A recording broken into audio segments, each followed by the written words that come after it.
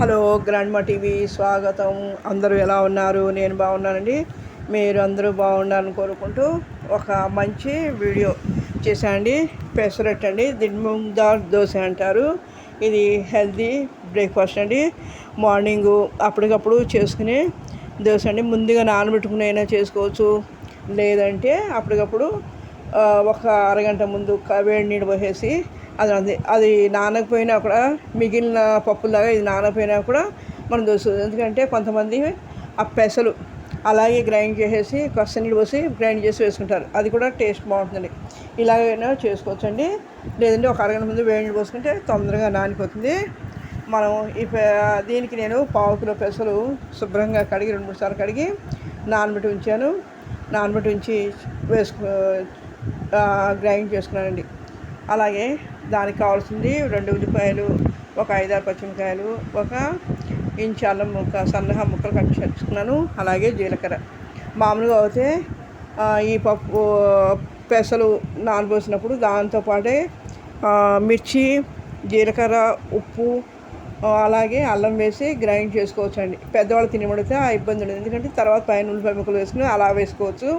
కాకపోతే చిన్నపిల్లలు వాళ్ళకు కూడా పెట్టాలి, వాళ్ళు కూడా తినాలనుకున్నప్పుడు మనం మామూలుగా గ్రైండ్ చేసుకుని దాంట్లో ఉప్పు కలిపి రెడీ చేసుకుంటే సరిపోతుందండి. సరిపోయిన తర్వాత మనం పెనం కాలేసుకుని మీడియం మంట, మెత్తగా కావాలంటే మీడియం మంట మీద చక్కగా ఒక గరిటె పిండి వేసుకుని చక్కగా స్ప్రెడ్ చేసుకుని దాని మీద జీలకర్ర, అల్లం, పచ్చిమిరకాయలు, ఉల్లిపాయలు వేసుకుంటే చాలా చాలా బాగుంటుందండి. ఎందుకంటే మెత్తగా ఉండి మీడియం సైజ్ మంట మీద ఉంచుకోవచ్చు. అలాగే కాస్త క్రంచీగా క్రిస్పీగా కావాలంటే కనుక కొద్దిగా మంట బయట దగ్గర ఉండి వేసుకోండి. ఇదేంటంటే షుగర్ పేషెంట్కి, పెద్దవాళ్ళకి చాలా మంచిదండి. షుగర్ పేషెంట్కి అయితే చాలా మంచిది. వారంలో 2 సార్లైనా తిన్నా కూడా ఇబ్బంది ఉండదు. అలాగే మిగిలిన బ్రేక్ఫాస్ట్ టిఫిన్ కన్నా కూడా ఇది చాలా చాలా హెల్తీ బ్రేక్ఫాస్ట్ అండి. అలాగే పెద్ద నుంచి చిన్నపిల్లలు కూడా చాలా లైక్ చేస్తారు. ఈవినింగ్ కూడా చేసుకోవచ్చు, లేదు మార్నింగ్ బ్రేక్ఫాస్ట్కి చాలా బాగుంటుందండి. తొందరగా అయిపోతుంది, సింపుల్గా అయిపోతుందండి. అలాగే ఈ పిండితో మామూలుగా మనం రెడీ చేసుకున్న తర్వాత ఈ పిండిని వెంటనే వాడుకోవచ్చు.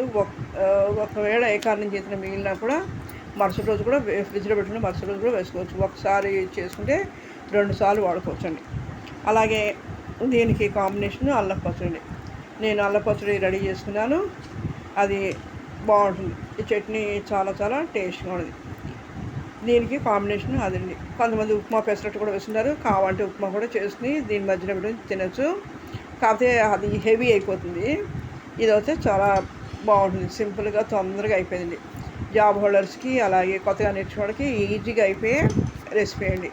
ఇది తొందరగా సింపుల్గా అయిపోతుంది. ఇలా దోశ నేను మెత్తగా కావాలని ఇలా వేసుకున్నాను. తర్వాత రెండో వైపు తిప్పుకొని చక్కగా కాల్చుకోండి. నూనె వేసుకుని చాలా మెత్తగా బాగున్నాయి. కొంతమంది మెత్తగా అంటే ఇష్టపడతారని మెత్తగా వేసుకోవచ్చండి. అలాగే పిల్లలకి అలా అవుతే కనుక మనం క్రిస్పీగా వేసుకోవచ్చు.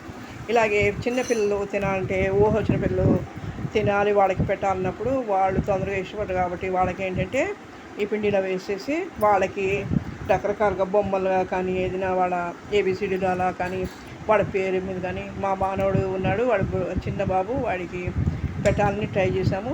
అప్పుడు వాడికి ఏం చేసామంటే ఇలాగే ఈ పిండి మీద ఉల్లిపాయ ముక్కలు, జీలకర్ర వేసి వాడికి ఇచ్చాము. అప్పుడు చక్కగా వాడు హ్యాపీగా తిన్నాడు. మీరు కూడా పిల్లలు ఉన్నప్పుడు ఇలా ట్రై చేయొచ్చు, చాలా చాలా బాగుంటుంది. తొందరగా అయిపోయేదండి. అది తొందరగా కాల్చండి, ఎలాంటి ఇబ్బంది ఉండదు. మిగిలిన పిండి అయితే పెనానికి అంటుకుని ఒక్కొక్కసారి రావు. ఇది అప్పటికప్పుడు వేసుకున్నా కూడా చక్కగా ఇబ్బంది లేకుండా వచ్చే దోశ అండి. ఇది మీరు కూడా ట్రై చేయండి, లైక్ చేయండి, షేర్ చేయండి. మీకు ఎలా ఉందనేది కామెంట్ చేయండి. నేను ఈ పెట్టిన వీడియో మీ ఫ్రెండ్స్కి, నేబర్స్కి కూడా, అలాగే రిలేటివ్స్ కూడా మీరు షేర్ చేసి వాళ్ళని కూడా ట్రై చేయమని చెప్పండి. సింపుల్గా ఈజీగా అయిపోయి హెల్తీ బ్రేక్ఫాస్ట్ అండి. ఎలాంటి ఆరోగ్యరీత్యా కూడా చాలా మంచిది. మీరు వ్యూస్ చూస్తున్నారు కానీ సబ్స్క్రైబ్ చేయడం మర్చిపోతున్నారు. మీరు మర్చిపోకుండా సబ్స్క్రైబ్ చేయండి. మీరు సబ్స్క్రైబ్ చేయడం వల్ల నేను ఇంకా మంచి మంచి రెసిపీస్, మంచి వీడియోస్ పెట్టడానికి నాకు అవకాశం. చూసారు కదా, ఇవన్నీ ఇలా వేసి మనం చక్కగా కాల్చుకొని రెడీ చేసుకోండి. ఇది 1కి 2 తిన్నా కూడా ఇబ్బంది ఉండదు. షుగర్ పేషెంట్కి వారంలో 2 సార్లు చేసి పెట్టచ్చు, వీలైతే 3 సార్లు కూడా చేసి పెట్టచ్చు. రెగ్యులర్గా తిన్నా కూడా ఇబ్బంది లేని బ్రేక్ఫాస్ట్ అండి. కానీ రెగ్యులర్గా ఒకే టిఫిన్ తినలేరు కాబట్టి అందుకని వారంలో 2-3 సార్లు వేసుకుంటే చాలా మంది. ఇది ఒకసారి పిండి పట్టుకుంటే కనుక అలా షుగర్ పేషెంట్ వాళ్ళు ఉన్నప్పుడు మనం 2 రోజులు వాడుకోవచ్చు. ఫ్రిడ్జ్లో పెట్టుకుని 2 రోజులు వాడుకోవచ్చు అండి. వాళ్ళకి కూడా ఇబ్బంది ఉండదు. అది ఇడ్లీ, దోశ అవి ఏంటంటే వాటిలో బియ్యం కలుస్తాయి కాబట్టి వాళ్ళకి కొద్దిగా ఇబ్బంది ఉంటుంది. అందుకని ఇది అయితే ఇబ్బంది లేని ఐటమ్ అండి. ఇగో దీనికి అల్లం చట్నీ ఇలా రెడీ చేసుకున్నాను. ఇది వేసుకుని టిఫిన్ సర్వ్ చేసుకోండి. ప్లేట్లో తీసుకుని దోశలు ఇలా చట్నీ వేసుకుని సర్వ్ చేసుకోండి.